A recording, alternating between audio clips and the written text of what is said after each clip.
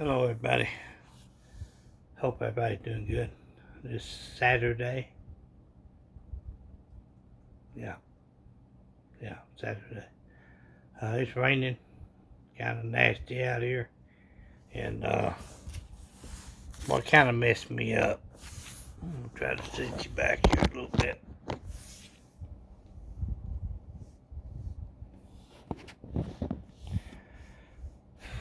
There you go. I don't do a lot of editing. You get what you get, and whenever I got it, whatever I film, unless it's a complete blow up. But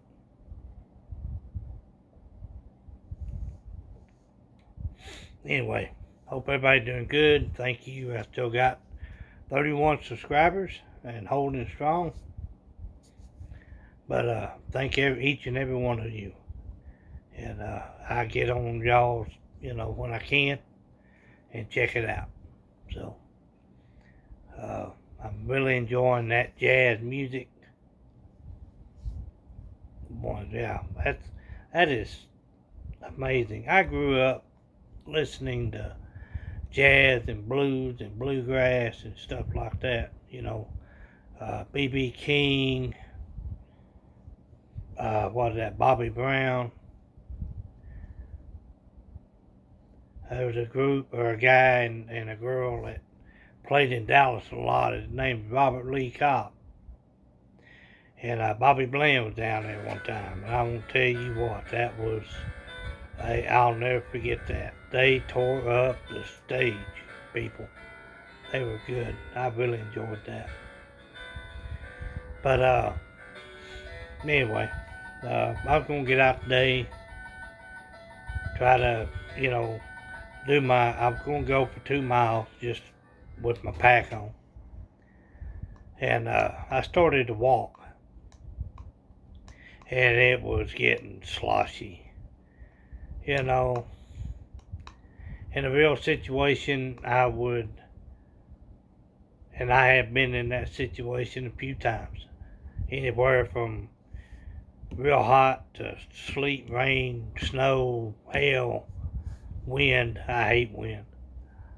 But I've been through, a lot of inclement weather over the years, doing backpacking and hiking and doing different treks. And it's been a long time. I will admit it's been a long time. Last real trek I've been on is over 30 years ago, up in the mountains. And yeah, so it's been a long time. I did a mile in a good steady pace walking. It was, I'd say 20 minutes. It was less than 20 minutes, but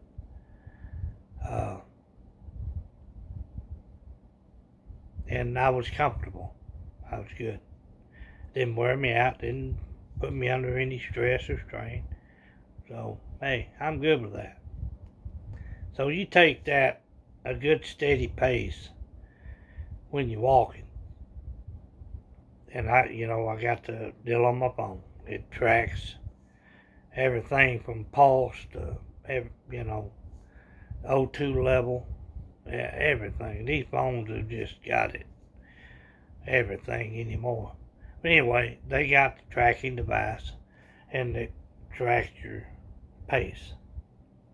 And it knows when you slow down, when you speed up. And so it's pretty cool apps. And that's what I used.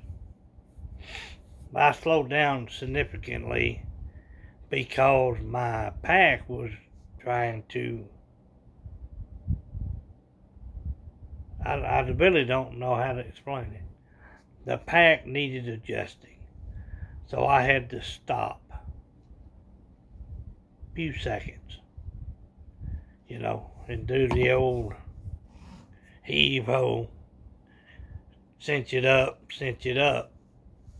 and then I was on my way again. It tracked that stop time. So anyway, multiply, do a mile, see what your time is. We're not a marathon. We're not doing a rapid race. If you are, then, You need to step it up. I'm not running no marathons. I've done marathons. Very few. Fire department in Dallas, we participate in little marathons. Downtown Dallas years ago. And enjoyed it. But do a steady pace. Put on your pack. I'm still at 31, 32 pounds. And I could take some stuff out. But I want to condition myself at that weight. And do a steady pace. Don't kill yourself. Try to do your mile, steady pace, and then do your time. And count your time. And I forget how they say take away. Because the more you travel, unless you're a full-blown endurance marathon person, you're going to lose a little bit of time. Let's be realistic. So, anyway, multiply that time. So I did 20 minutes in, a mile. So 3 miles, say an hour. 3 miles an hour. So 2 miles, 3 miles an hour. So, and then I do 2 hours, that's 6. And so on and so on. So if I look on my All Trails or my Gut Hook, whatever, apps, different apps on there, look them up. You can do offline maps, kind of tell you where you are, what's available. Is there water sources over here? Is there a convenience store over here? Is there a Hawk Brow Steakhouse right down the road? That kind of stuff. So you can pace yourself and know, alright, the next water source is 6 miles. So I have enough water on me to go 6 hours.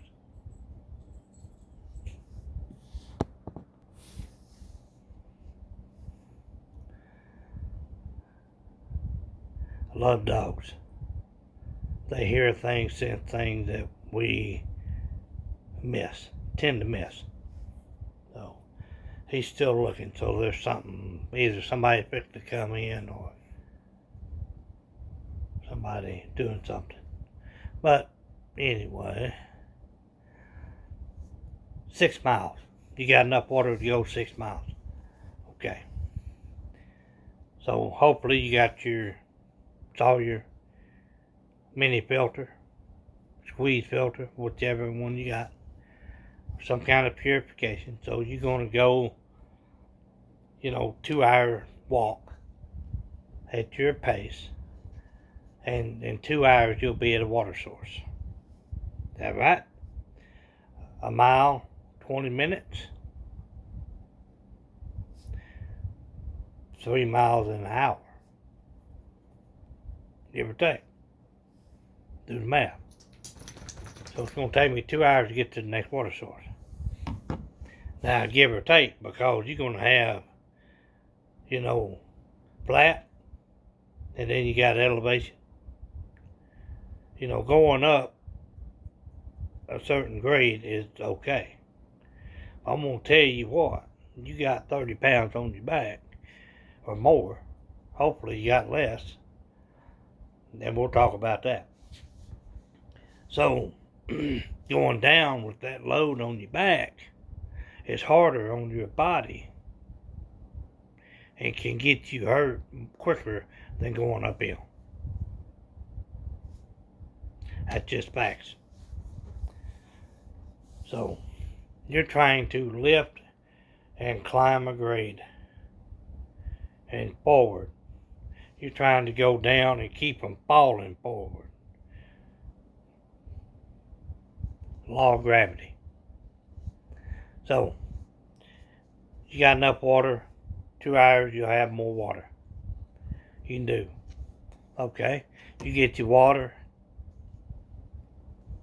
Another 6 miles is a good campsite, according to your map. So, there you go.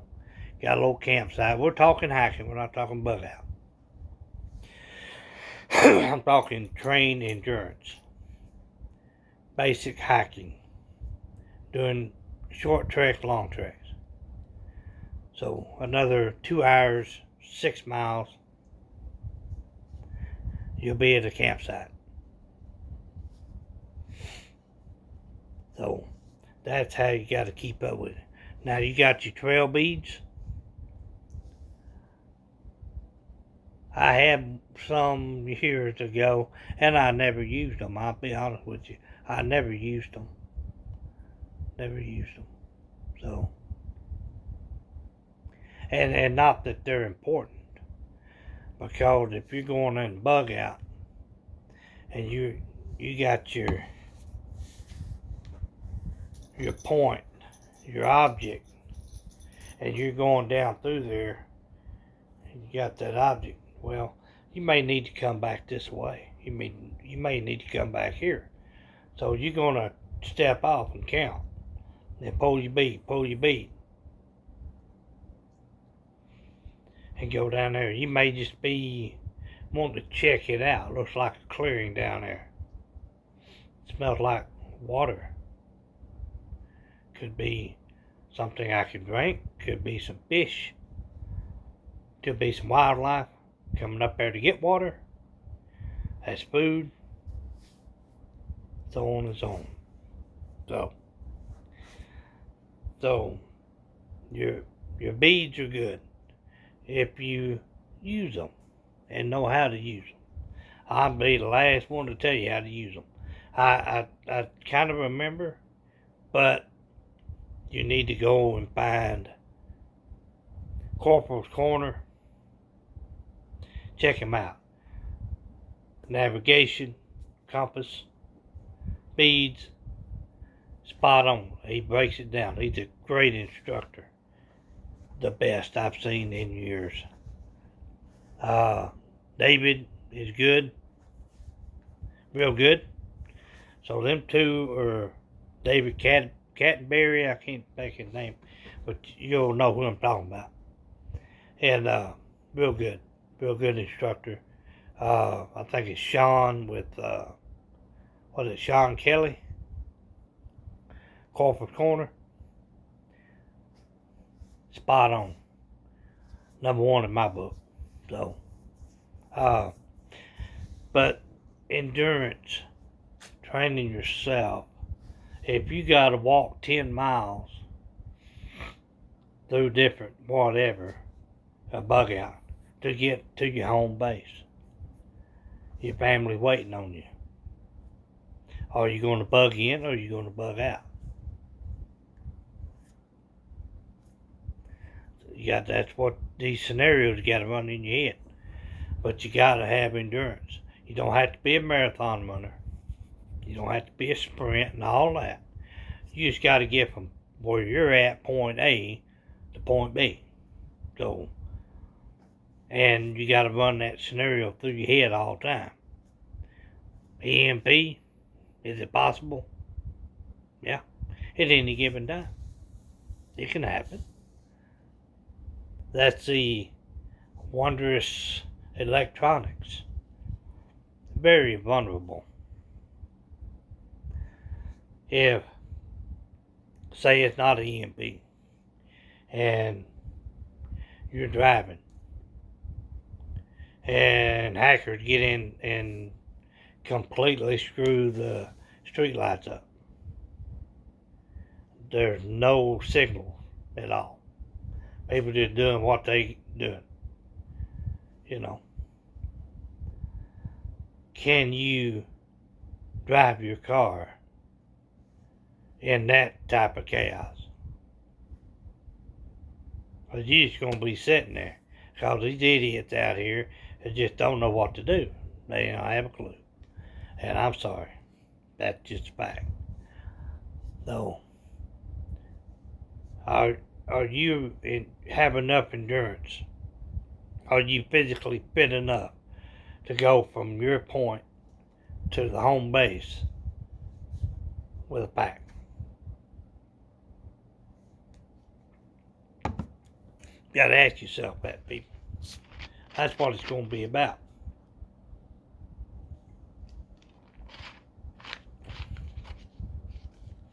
And I hope it never happens. You know, I hope it never happens.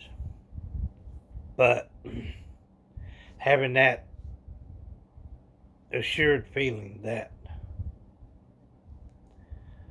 I can overcome based on what I have generally within reach, I can endure some pretty chaotic moments. So, and I know I can because I've done it. So now you got to prepare.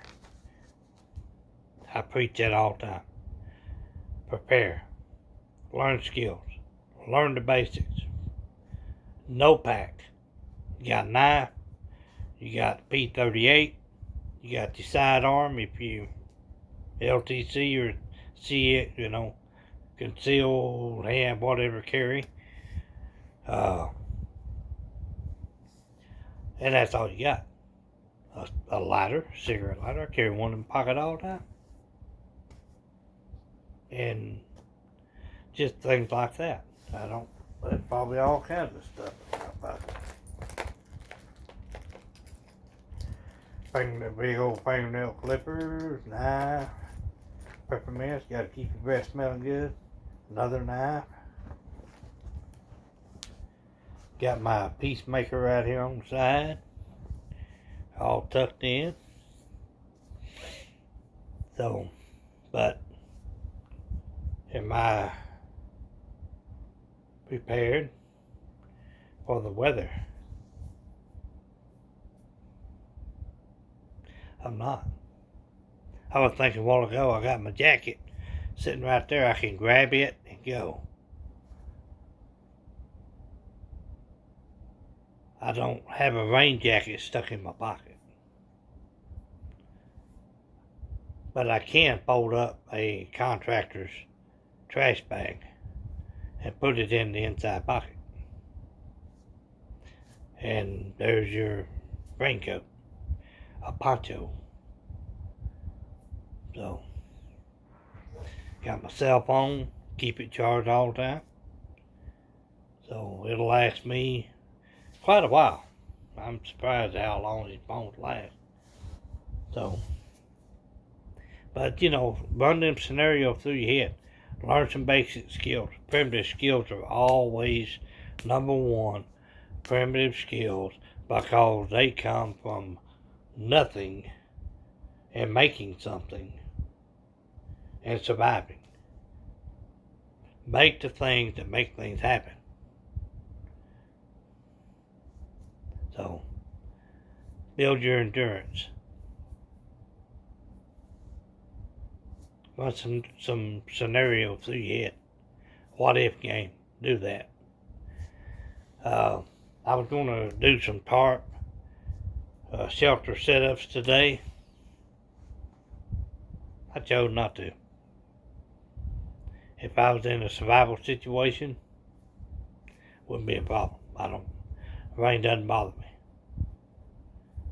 But if I have a choice to get out in the rain and not, I probably won't.